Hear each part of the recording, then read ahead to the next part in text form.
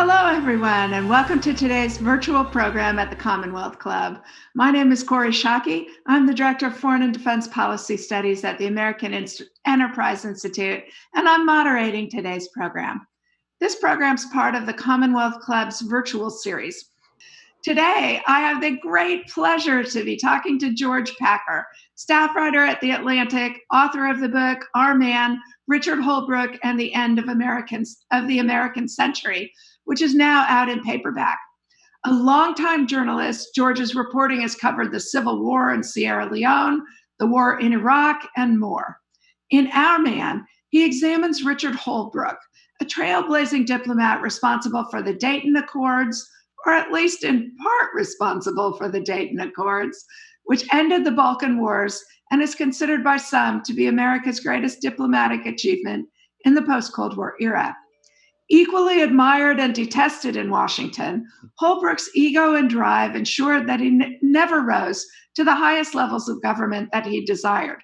If you're watching along with us and have a question you'd like me to ask George, please put it in the text chat on YouTube, and I'll be asking them later in the program. George, it was so delightful to see the smile spread across your face at that description of Holbrooke's ego and drive. One of my favorite things about this book is just how beautifully, pungently written it is. And I hope, George, you might start our session today by reading us a couple of passages from it that you think give a sense of the book. Thanks so much for doing this, Kori, and welcome, everybody. I'm going to read a couple of paragraphs. I'll keep it short. First, the beginning, the first paragraph of the prologue, and then the last paragraph of the prologue, which puts Holbrooke in his historical context. Holbrooke, yes, I knew him. I can't get his voice out of my head. I still hear it saying, "You haven't read that book? You really need to read it." Saying, "I feel, and I hope this doesn't sound too self-satisfied, that in a very difficult situation where nobody has the answer, I at least know what the overall questions and moving parts are." Saying, "I gotta go, Hillary's on the line." That voice, calm, nasal, a trace of older New York, a sing-song cadence when he was being playful, but always doing something to you. Cajoling, flattering, bullying, seducing, needling, analyzing, one-upping you, applying continuous pressure like a strong underwater current. So that by the end of a conversation, even 2 minutes on the phone, you found yourself far out from where you'd started, unsure how you got there, and mysteriously exhausted. And then the end of the prologue. What's called the American century was really just a little more than half a century, and that was the span of Holbrooke's life. It began with the Second World War and the creative burst that followed, the United Nations, the Atlantic Alliance, containment, the free world. And it went through dizzying lows and highs until it expired the day before yesterday. The thing that brings on doom to great powers and great men, is it simple hubris or decadence and squander, a kind of inattention, loss of faith, or just the passage of years? At some point, that thing set in. And so we're talking about an age gone by. It wasn't a golden age. There was plenty of folly and wrong. But I already miss it. The best about us was inseparable from the worst. Our feeling that we could do anything gave us the Marshall Plan and Vietnam, the peace at Dayton, and the endless Afghan war. Our confidence and energy, our reach and grasp, our excess and blindness, they were not so different from Holbrooke's. He was our man. That's the reason to tell you this story. That's why I can't get his voice out of my head. It's such a beautiful way to start a book that is both a biography of somebody who was important and in many ways emblematic. But you make a bigger claim than just telling Holbrook's story, as that conclusion of the preface showed. And I want to draw you out a little bit more about your big idea about America and the world towards the end of the 20th century. Because as I was reading the book, it felt in type similar to me to David Halberstam's book about Vietnam, right? The Best and the Brightest. That's high praise in my book, by the way. Very high praise. Oh, well earned in my judgment. That Holbrook is somehow emblematic of the American age. And I'd like to draw you out a little bit more on that. In particular, choices that he made that you think are microcosms of the broader American, both big ideas, big aspirations, the ability to shape the international order, but also a dramatic overestimation of that ability, bringing tragic consequences. Holbrook was born in 1941. That was the year Henry Luce of Time magazine coined the phrase the American century. And it was the year the United States entered World War II and took the stage as a great global power for the first time, really. Holbrook died in 2010.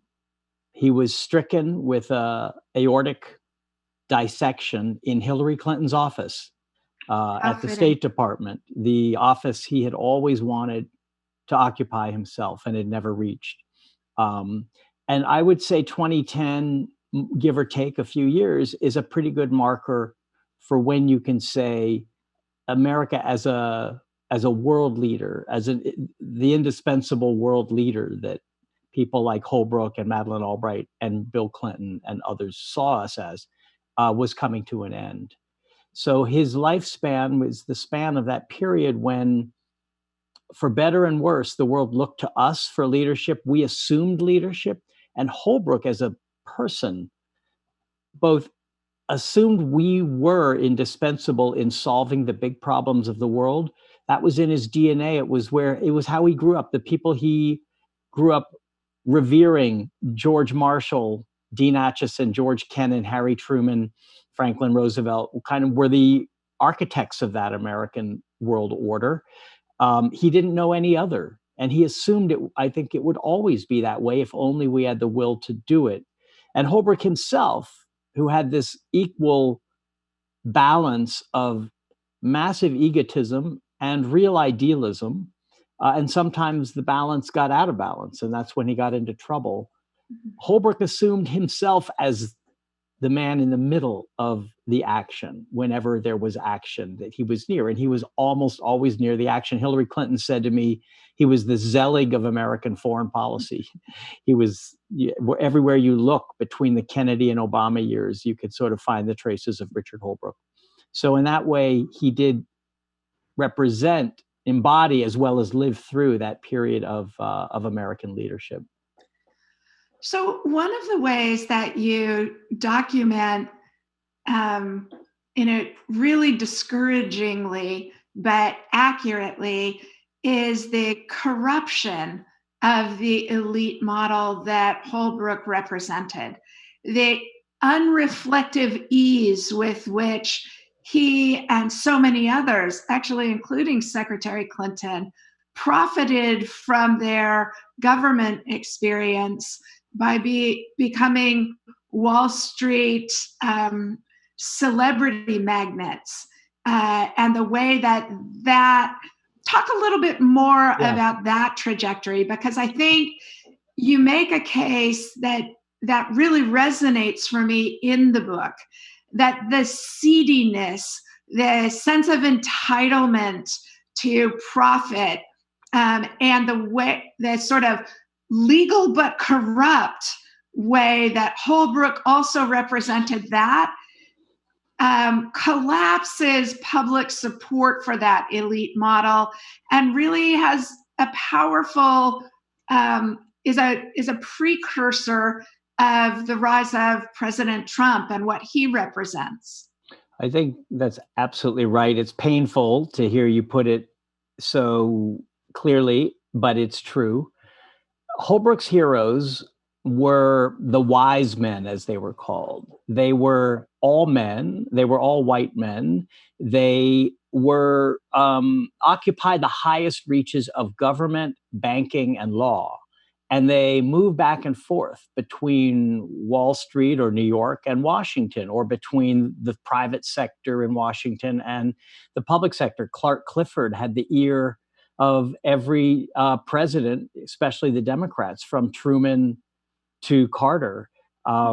George Ball was a Wall Street lawyer, investor who became a statesman in several administrations. So those were the people Holbrook emulated. But by the time Holbrook came along, that establishment was crumbling.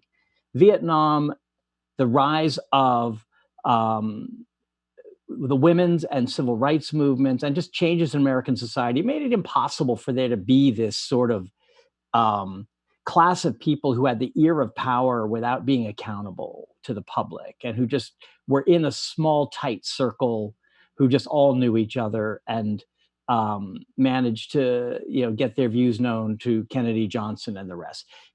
It's not as though that was a terrible world. They actually got a lot of things done. They were quite capable.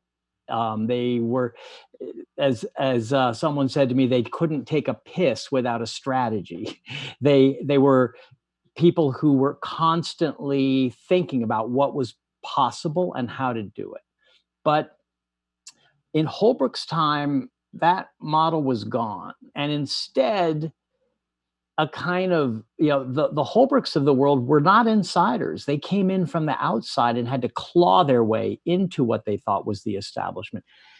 One of them was his sort of friend, sort of rival, Henry Kissinger, who was not born into any establishment, and who also represented a combination of, foreign policy expertise and prowess, and a sort of legal corruption in the form of Kissinger Associates, which traded on all of his contacts with China and other countries to create a huge business empire. That became the model for a lot of people in foreign policy who were at the top. And Holbrook, being less housebroken than most, less concerned about appearances, cut more corners than most of them. And it kept tripping him up. He got in trouble with conflicts of interest when he was both Clinton's envoy to the Balkans and also working for Credit Suisse. He was on the board of AIG in the years before it collapsed. He had a sweetheart loan from Angelo Mazzillo, whose Countrywide Financial was so central to the financial collapse. So he was part of that elite that kind of took for granted, as you say, that they had prerogatives the rest of the country didn't have, and that in a sense they had earned those prerogatives by public service, when in fact the public, especially with Iraq and Afghanistan and the financial crisis, had less and less faith in their judgment and in their authority, so that by the end they had lost that authority. And Donald Trump played on that by essentially saying it's a whole class of corrupt losers and we need to clean house and bring some other kind of people in. And I would even punctuate that more strongly with regard to President Trump, that the corruption that is overt in the Trump administration, the Mar-a-Lago, that all of that, Ivanka Trump's trade, all of that stuff, President Trump and the people around him say, we're no different than everybody else. We just don't pretend we're better. Right. He came in with the slogan, "Drain the swamp," which was a powerful slogan because the whole country knew that Washington had become a swamp of corruption, even if it was all legal, all the worse in some ways if it was all legal. Yeah. What Trump has done is, of course, made the swamp much bigger and deeper, and turned what had been a kind of a private, more quiet, revolving door corruption into naked, open corruption, in which the Foreign Service and the Civil Service have been browbeaten and cowed into becoming tools of his own personal interest, and in which he and his family have openly profited. His daughter, his son-in-law, and his sons. And yes, they of course deny it because he tells 379 lies a day, but it is more extreme. He essentially found my image for it is he found a patient whose immune system was compromised by years of illness, underlying illness, and he ravaged it with an infection that may well kill it. So that was Trump's way of draining the swamp. So for participants in this conversation who haven't yet read George's book, that ability to give a vivid description and a visual description is all throughout the 500 pages of this magnificent book. Thanks, Corey. George, I want to pull you into talking about the first of three big sections of the book, where you make a case for the early idealism that you describe as marking Holbrook's career. And I didn't see it as much as you did in his Vietnam experience. So make the case, please, for the idealistic motivations of Holbrook's diplomacy. And when we look at Vietnam, we see the biggest disaster in the history of American foreign policy. I mean, in a way, Iraq may have had more a harder effect on our long-term influence around the world than Vietnam did, but as a sheer blow to young men, to young people, to the Vietnamese themselves, as the sheer loss of life and of waste and cruelty. There's nothing to compare to Vietnam. But in 1963, when Holbrooke was 22, he joined the Foreign Service, answered Kennedy's call, and his first post was exactly where he wanted it, South Vietnam. He wanted to see a war. He wanted to be where the action was. And that was really the only war going on at the time the U.S. had any involvement in. And his impulse was the same as that of Halberstam and Sheehan, Neil Sheehan, and of the whole young Foreign Service who were his peers, Anthony Lake and Frank Wisner and Peter Tarnoff, and a whole generation of young people serving the government, which was, we are here to bring democracy to South Vietnam, to fight the Cold War in the newest theater, to stop communism. They all believed that. The smartest of them quickly saw that it wasn't so simple. And Holbrooke was one of those. He, from his position where he had been posted, the Mekong Delta, which was actually the most intense fighting of the war at that point, 63, he was the senior American civilian in an entire province at age 22, which doesn't happen anymore.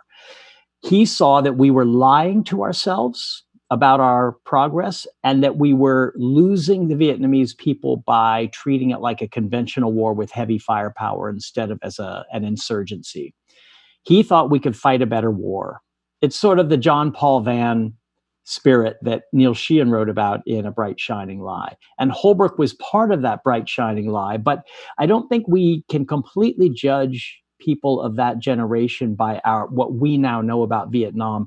They thought Vietnam was a place we had to fight communism and that we could help the Vietnamese to reform their own country in order to better fight communism. We couldn't do it by being colonialists. We had to do it by being Democrats. That was an illusion and a very costly one. And it took Holbrooke maybe 3 or 4 years to finally come to the view that we could not win and had to get out, had to find a way out. But that's what I mean by idealism. He actually saw Vietnam as a continuation of the struggle in the streets of Birmingham, Alabama in 1963. Both of those were fights for freedom, in his view, in the view of a lot of people of his generation. How does what Holbrooke learns in Vietnam color the choices that he makes in regards to Bosnia? Because the Dayton Peace Accords were the apogee of his success, and the two seem connected. And you make this case really well in the book. Vietnam dominated the thinking about Bosnia for several years. And it was really what kept President Clinton and President Bush before him from getting involved. It looked like a quagmire. We didn't understand it. These ethnic groups that we supposedly had been hating and fighting each other for hundreds of years were doing it again. What stake did we have? What dog did we have in that fight, as James Baker said when he was Secretary of State? Holbrooke saw it differently. He went to Sarajevo in the winter of '92 when he was a private citizen, couldn't get a job from Bill Clinton, who had just been elected, because too many people around Clinton disliked him. So instead of hanging around and waiting for the phone to ring, he went to Sarajevo, which was brave because it was under siege. It was a very dangerous time. Only spent 24 hours, but I tell this story at length in the book because I think it shows you something about Holbrooke's need to see for himself and to have firsthand experience rather than simply to rely on briefings and what you hear in the Situation Room. And what he found was a fascist aggression by Bosnian Serbs who were surrounding Sarajevo and were trying to destroy a multi-ethnic city, and with it, a multi-ethnic democracy. That was how Holbrooke saw the violence after 24 hours. And he never saw it otherwise. That fixed his view. And he came back to Washington and told Anthony Lake, who was Clinton's national security advisor and Holbrooke's best friend turned enemy by that time. They were enemies. He told Lake, we need to be there. We need to be involved. And so for the next 2 years, from both outside government and then inside as Assistant Secretary of State for Europe, Holbrooke was pushing, not alone, but he was pushing for American intervention because he didn't think Vietnam was the model. He knew that force doesn't solve all problems. He learned that in Vietnam. He learned to distrust the military solution. But he in Bosnia, I think he saw that there was another imperative, which was to stop genocide and to prevent Europe from being torn apart by the worst bloodletting since World War II, and to prevent the Atlantic Alliance from being torn apart by that war. So in a way, he moved beyond Vietnam for Bosnia, but then he came back to Vietnam. You describe in detail the actual negotiations he brokered in Dayton, Ohio, and it's a masterpiece. Tell listeners about how he gets the Serbs, the Bosnian Croats, the other parties to the conflict to agree. This business about different tables and different napkins. Right. I mean, he had the idea of bringing the warring parties, the Serbs, the Muslims, and the Croats, to a U.S. Air Force base outside Dayton, Ohio, Wright-Patterson, because he didn't think Paris and Geneva had a very good record as negotiating venues. He had been part of the Paris peace talks in 1968, the first face-to-face negotiations between the Americans and the North Vietnamese. Nothing happened. They literally spent months arguing about the shape of the table that they would sit at. That was for him. And meanwhile, they went out and had great food and watched the French Open and had a good time. He thought, I need to confine them to a kind of bleak Air Force base in the bleak November weather of Ohio, and they won't want to stay. Certainly the French, the British, the Germans won't want to stay, and they will have to come to some kind of an agreement.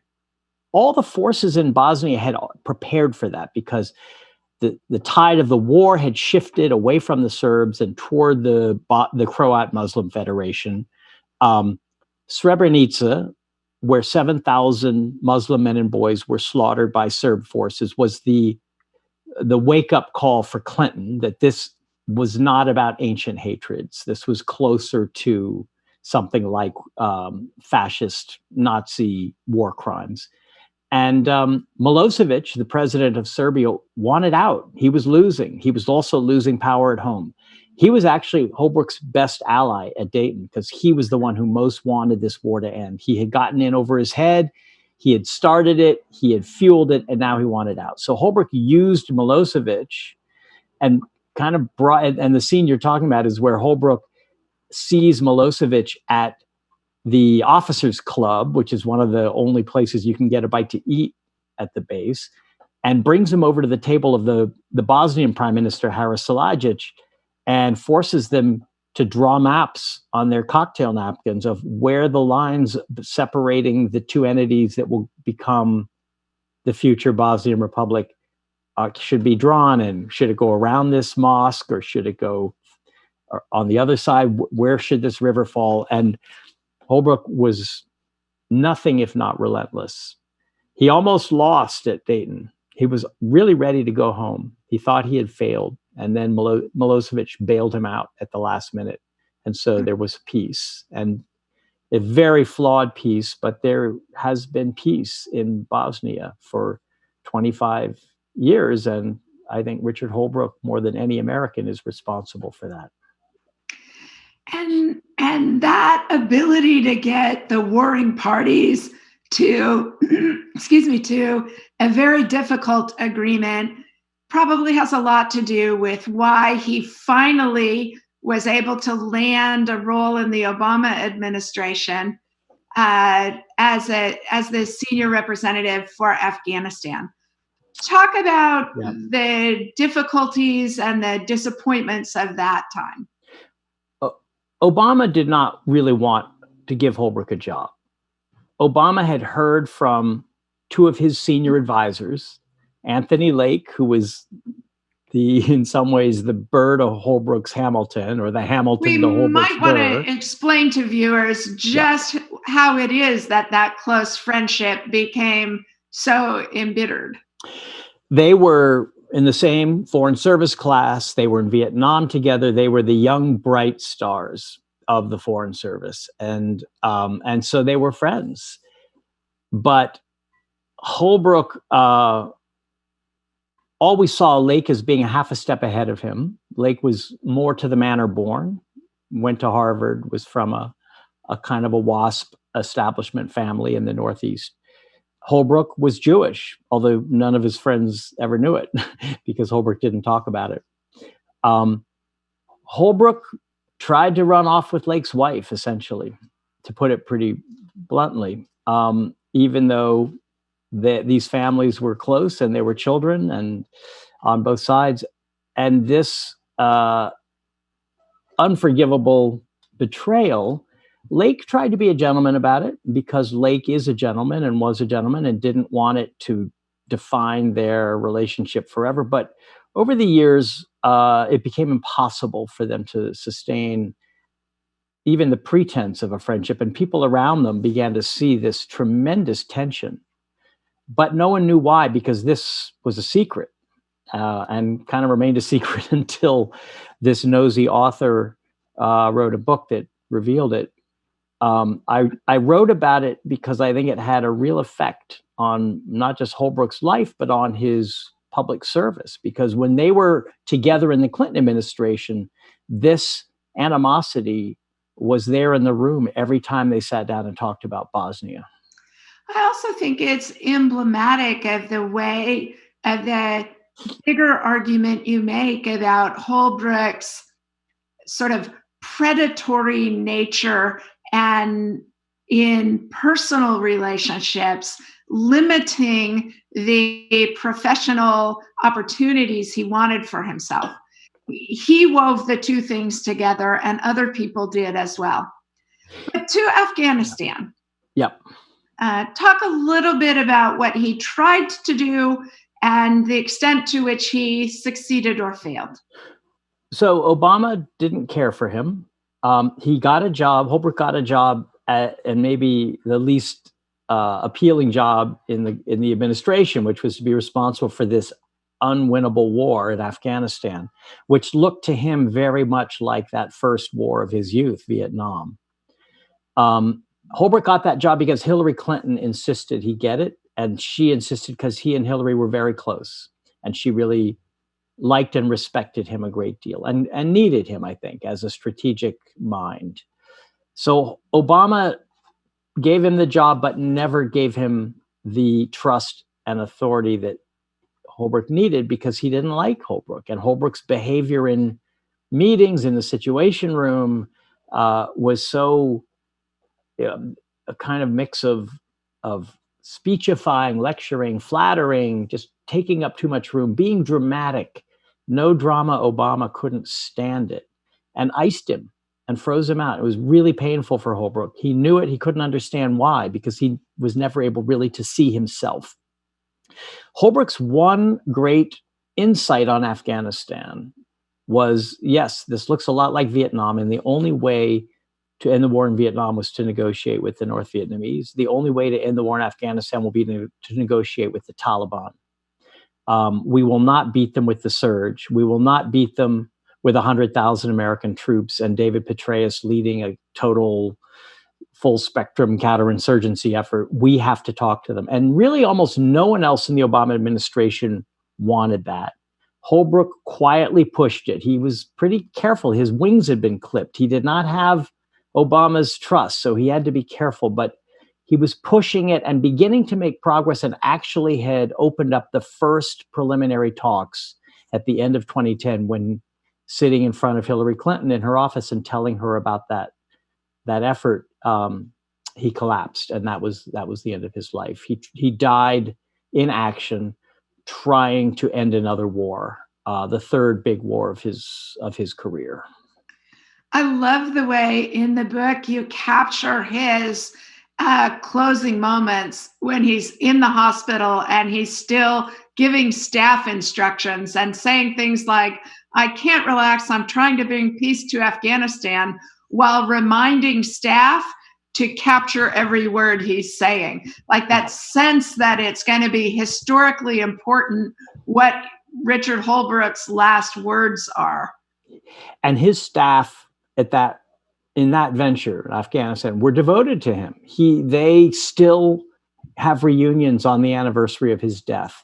He really created a cadre of young Foreign Service people. I'm sure you know some of them, who, although they would roll their eyes about him, they learned from him, and he gave them the feeling and the responsibility of history. This is history we're doing here, and I'm going to put you in the middle of it. You're not going to sit waiting, for your time to come. I'm going to advance you. So he was a very good mentor, although he could be a pretty exacting one. And I think the other thing to mention, because we've talked about the deep flaws, and there were many, and they were deep, he cared about the issues he was working on. He cared about the Bosnian people and the genocide going on. He cared about Pakistani refugees. He cared about peace in Afghanistan.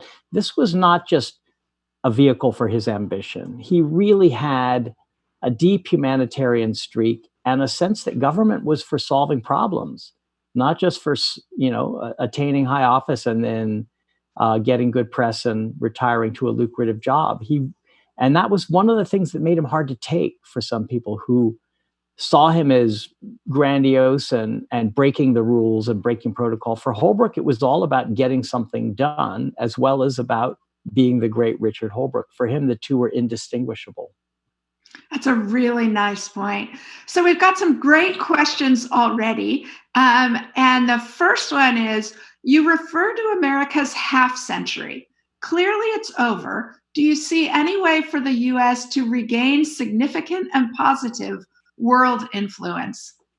And is the era of preeminence over or ceded to China? Well, those are huge foreign policy questions of the kind that make me nervous, because I can't see the future, and nor am I much of a geostrategic thinker. You are better at this than I am, Corey, so maybe you should also answer. I'll take a shot. I've never seen our prestige lower than it is today. We, in the middle of the coronavirus, rather than summoning the world to cooperate to try to stem the pandemic and then find a cure, we've seen the world as hostile and as competitors, and we want nothing to do with the World Health Organization. For all its flaws, we want to beat Germany at finding the vaccine, and we want to turn China into a pariah, which China has already done a fairly good job of doing by itself. It doesn't need too much help from us.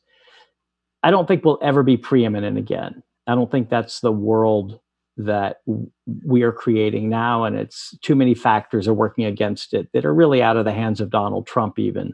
He's just done a great job of accelerating the process.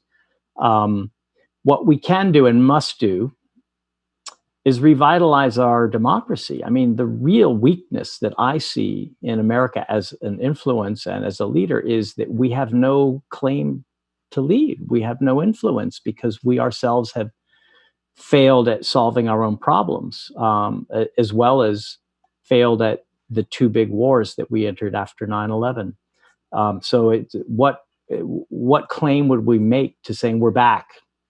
Sorry about that little interlude of America First. We're back to be present at the creation of whatever the next American century is going to be. It's not going to happen. Instead, I would like to see us reform at home and become a model, because the world needs a democratic model, maybe more than at any time in our lifetime.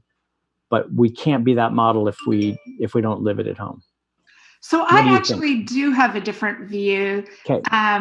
And your outstanding article in The Atlantic, what that heartsick wail about what America is becoming and the way that the pandemic reveals that, I encourage everybody to go read. I do have a different view, colored, I think, by two things. The first is this isn't the first time of American failure. Right? Like even we were alive in the 70s. Yep. Or think about American military forces having to protect the integration of schools in the Eisenhower administration, the McCarthy hearings. So I think one of the things I'm always skeptical about is when people, you don't do this, but many people talking about America's demise currently very often project that there was a mythical past where we weren't failing on all sorts of fronts. And I take heart from our Atlantic colleagues, James Fallows' article from about 2009, I think it is, where he talks about the role of the Jeremiad in American foreign policy. That is, it's when we realize we are failing that we fix our problems. And I do think that things that the American public is demanding as a consequence of the pandemic are going to fix a lot of the problems you identify. In a way, sources of our domestic vitality. So that's one thing. I can see you looking to react to that. Let me just quickly say one other thing, which is that I also think that we often underestimate the systemic sources of American strength and the difficulty for others to attain them, whether it's dollar hegemony or being a magnet for some of the world's most talented people to come as emigres because they can be one generation safely in the middle class. But you were itching to respond. I think we don't disagree as much as it may seem. We're both saying the life of Richard Holbrooke shows us moments when we failed on a scale that dwarfs in some ways the failures of the last couple of decades, certainly in Vietnam. And I also think we agree that we need a revitalization of institutions at home, because they've all been in a state of atrophy, I think, for some years. Congress, the press, education. I don't think we'll ever go back to the preeminent role we had. That's my main, when the listener asked about that, my immediate thought was no way. That was about 5 minutes between the end of the Cold War and the beginning of the Iraq War.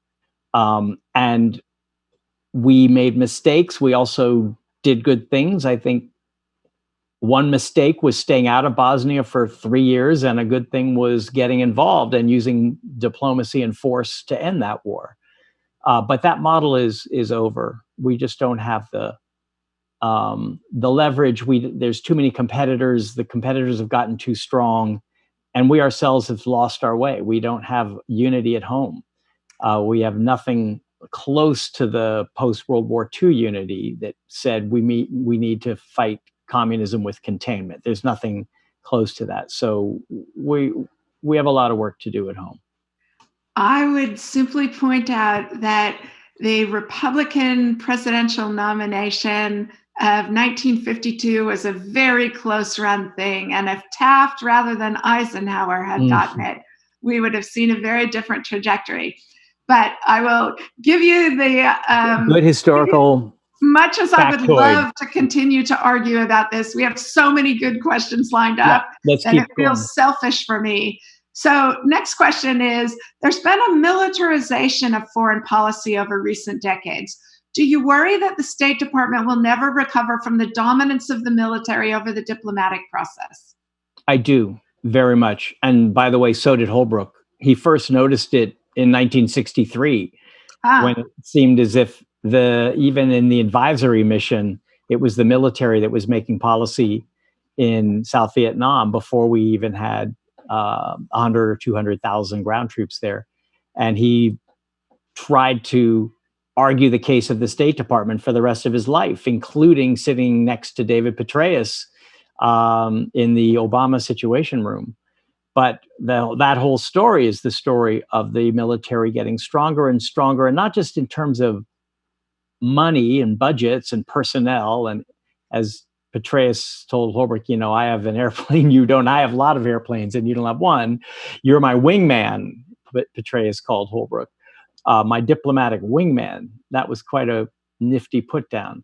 Not just that, but policy has become militarized, and the head of Central Command for many years was more important than any ambassador in the region, or in some ways more important than the Secretary of State in setting policy from North Africa all the way to Pakistan. So that has been going on for a long, long time. And meanwhile, the State Department budget was shriveling. The appeal of the Foreign Service was declining, I think. Ambitious young people were less likely to go that route. And now what we have is Donald Trump crushing its professionalism, crushing its independence, not from the president, because of course they serve the president, but from the Constitution and from the American people as their ultimate masters. And instead, he's got a Secretary of State who refuses to speak up when one of his best ambassadors is destroyed by a right-wing smear campaign, Marie Yovanovitch in the Ukraine. Secretary of State Pompeo, whatever he did privately, has never spoken up for Yovanovitch, which is a shocking thing. And that whole period looked like a kind of McCarthyism where loyalty had become this preeminent demand, and competence and thoughtfulness and expertise have been crushed. Who would join the State Department if Trump gets reelected? What competent person would want to become a diplomat in a second Trump term? I don't think I can think of a single one. And in fact, there will be a mass exodus if Trump is reelected. That's what I heard when I reported a story about this in the Atlantic a few months ago called How to Destroy a Government. People, including Tom Malinowski, who was in the State Department, is now a congressman, said from what he hears, there will be a flight for the exits if Trump is reelected. So I think the State Department is on life support right now. It could be revived with the right leadership and with real change. But it doesn't just come from leadership. It also has to come from a sense that diplomacy is at the heart of our foreign policy. And that means presidents restraining themselves from using the first tool that they've turned to in the past few decades, which is the military. So, related question, which is how can we restore the call to public service that people like Holbrook answered years ago? I mean, I think we should have compulsory national service. It wouldn't be very popular with a lot of people, but I think it would have a huge cultural effect. It would, and I don't mean military service, although that could be part of it. It could be like the CCC of the New Deal. It could be like Vista or like AmeriCorps. There's a lot of models, but I think we're such a divided society. We're so unequal, divided by race, by class, by region, and by politics. I don't want to sentimentalize the past, Corey, because you'll beat me up for it, and it's also wrong to do so. But the fact that we had more or less a universal service in those years after World War II, leading up to the 60s, meant that Americans had to deal with each other. Kinds of people who normally would never meet had to work together and find out what the rest of America was like, and also serve their country. And that would be my one fix for this this sort of cult of selfishness that I think is set in at every level, high and low, would be to require national service. I think it would have a really big change in this on the psyche of the country. I agree with that. I would add one small civil military footnote. Yeah. Is that 45 years of an all volunteer military has created so much distance between civilian society and military society that we think of our military as comic book heroes instead of as our fellow citizens. And it's hard to imagine, if you think about Harry Truman saying, I fired MacArthur because he didn't acknowledge the authority of the president. I could have fired him because he was a goddamn stupid moron. But if I'd done that, half to 2/3 of the generals in the army would be in prison. Right? Like, because yes. Captain Truman knew a little bit about... You can't say that. You can't say that anymore. Yeah. No, now you have to say, right, now you have to say thank you for your service, which means thank God I didn't have to do it. I'm glad it was you, not me. Exactly. Next question. One of the most depressing days during my 2 years in Afghanistan was watching Richard Holbrooke lead a meeting of civilian and military rule of law experts and dismissing everyone because of his massive ego. Did you come across a lot of stories like this? I came across that story. I didn't write about that meeting, but I heard about that meeting. I know exactly the one that you're talking about. More than I could count, everyone had such a story. Often it was the first story because they've been sort of nursing it for years, ever since it happened, since they had felt bruised by him. He bruised people all the time. He spent, I don't know if you can hear the daycare screaming outside. I can, and it's a delight. You want me to close the window? No, just keep going. All right. He was heedless of other people in a way that suggests a kind of missing piece of his mental equipment. He didn't react to how people were reacting to him, and he didn't think in some ways about what other people were experiencing when his own appetites, ambitions, or ideas were driving him. So that was what went wrong with Obama. He would sit in the Situation Room and tell Obama, this is like 1965, Mr. President, and just as Lyndon Johnson had to face a historic decision, so do you about whether to send troops. He couldn't see that everyone around the table was rolling their eyes and that Obama was going cold on him. And right after that meeting, Obama told Jim Jones, his national security advisor, I don't want him in the room with me. If he's going to be at the table, he has to keep it quick, and I don't want him in the Oval Office. Holbrooke couldn't see that. I think in the book you even recount him saying something to President Obama, like, you don't have to be a black man to cry at these. That was when they first met. Obama called him to Chicago after the 2008 election to his transition headquarters to interview him because he knew that Richard Holbrooke was too big to ignore, and he didn't have a deep bench. There was not a lot of Democratic foreign policy heavyweights that he could call on. So even though he didn't have a job for Holbrooke, he called him to Chicago. And within a minute, I think Holbrooke lost Obama forever. The first thing he did was give him a copy of his own book signed on Bosnia, which was a sort of typical self-promoting Washington thing to do, but you don't do that with Obama. The first time I interviewed Obama, the first thing he said to me was, "I haven't read your book on Iraq." It was Obama's way of saying, "I'm not like those politicians who are going to lie and claim to have read your book. I haven't read it." And I sort of, it hurt a little, but I basically appreciated it. Holbrooke gave him his book. Second thing he did was to say, "Could you please not call me Dick? My wife prefers for people to call me Richard." So he corrected him by invoking his wife. And the third thing he said was, he got teary-eyed, and he said, "You don't need to be an African American to cry," meaning, I am so moved to meet our first Black president that I'm crying. And that is the kind of, I think it was like a histrionic display of emotion of the kind that Obama, who's facing the hardest new presidency since Harry S. Truman, maybe, did not want to hear. He just didn't want to hear. It was like, what does that have to do with what we're here to talk about?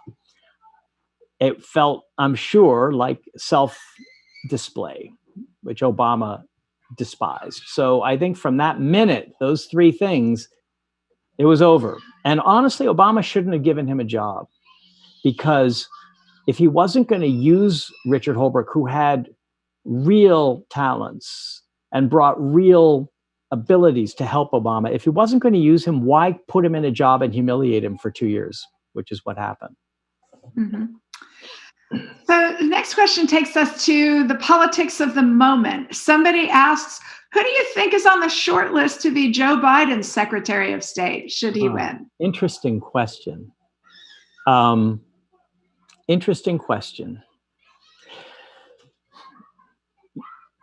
I mean, the most interesting or the most sort of galvanizing choice would be, someone like Pete Buttigieg, who really is very knowledgeable about foreign policy. He isn't very experienced, but he has great, and I think he has great energy and freshness and thoughtfulness. So that would be a kind of team of rivals that would bring in the next generation. Maybe Buttigieg is a little too young to really run that building, but I think that would be a pretty interesting choice.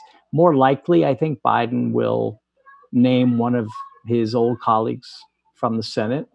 At the moment, no one comes to mind, but someone who, that would be a more typical choice, a politician, a long-serving politician who can sort of ease in, like John Kerry, and not make waves one way or the other. Mm-hmm. And I'm guessing Biden will do that because that's who he's comfortable with. And that's who he was. He almost became Kerry's Secretary of State in 2004. Holbrooke and Biden were the finalists, and I think it was going to go to Biden if Kerry had won. So I want to intrude on the queue to ask a question of mine, because you make such a powerful case that Holbrooke always wanted to be where the action was. And so he always went to where the wars were. But there's one enormous war he didn't run towards, and that's Iraq. Why doesn't that dog bark? Why does Richard Holbrooke not view himself as the person who's going to get that right? He supported the war. He was out of government.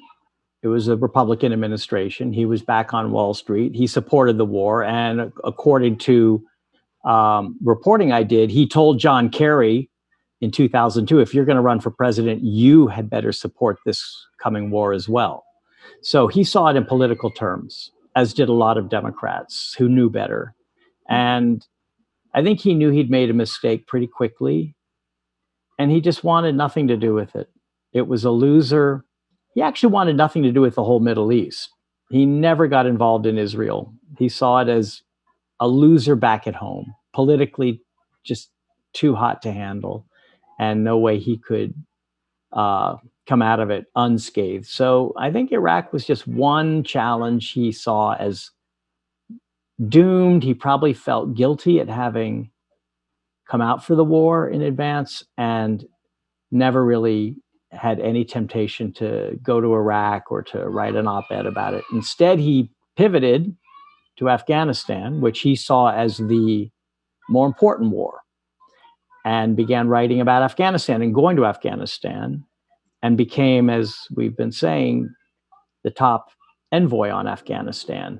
And he would rather have forgotten all about Iraq. There's a scene in the book where a young Foreign Service officer named Cale Weston is in Eastern Afghanistan. Holbrooke, as a private citizen, visits his base, and Weston says, "Sir, why haven't you ever been to Baghdad?" Weston had been in Fallujah for years before Afghanistan. "Why haven't you been to Baghdad?" And Holbrooke said, "Why would I go there?